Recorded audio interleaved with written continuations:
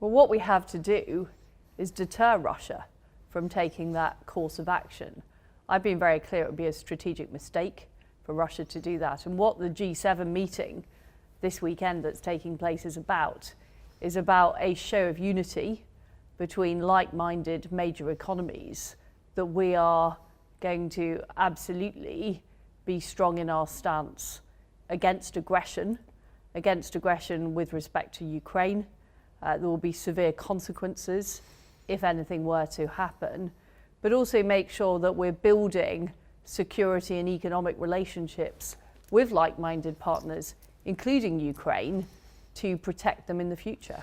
That's very important, and I do think moving ahead with that in the case of this aggression that we're seeing by Russia with respect to Ukraine would be a problem. And I will be meeting my new German counterpart for the first time, and I'm no doubt we'll be discussing that issue. And I want to work with our German partners, our French partners, our Italian partners, and indeed the entire EU to make sure that free democratic nations are able to have alternatives to Russian gas supplies. I think that's very important. I think more renewables, more technologies like small modular nuclear reactors are important. And it's about reducing dependence on energy, on technology, and reducing economic dependence on these types of regimes. There's nothing more important than the survival and future of freedom and democracy, and that is my number one priority. So of course, we will be prepared to look at economic measures that protect those core values, which are what guarantees the future of our economy. And I think in the past, and I mentioned this in my speech in Chatham House, there have been decisions made by the free world to, in the short term, obtain cheap energy or cheap financing, and that unfortunately has a long-term cost for freedom and democracy, and we can't make that mistake again.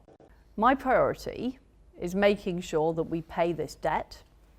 It's also separately making sure that we secure the return home of the British nationals who are unfairly detained in Iran.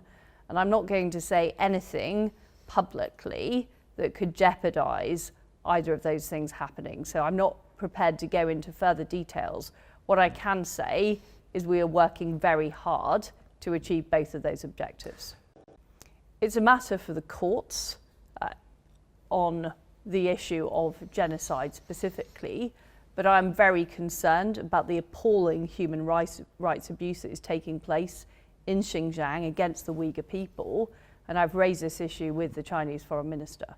The UK is prepared to work with like-minded allies around the world, whether it's through AUKUS, whether it's through NATO, whether it's through many of the other arrangements we're part of, to promote closer economic ties, closer security ties, so that we expand the reach of freedom and democracy and we take on malign actors around the world who are seeking to challenge that.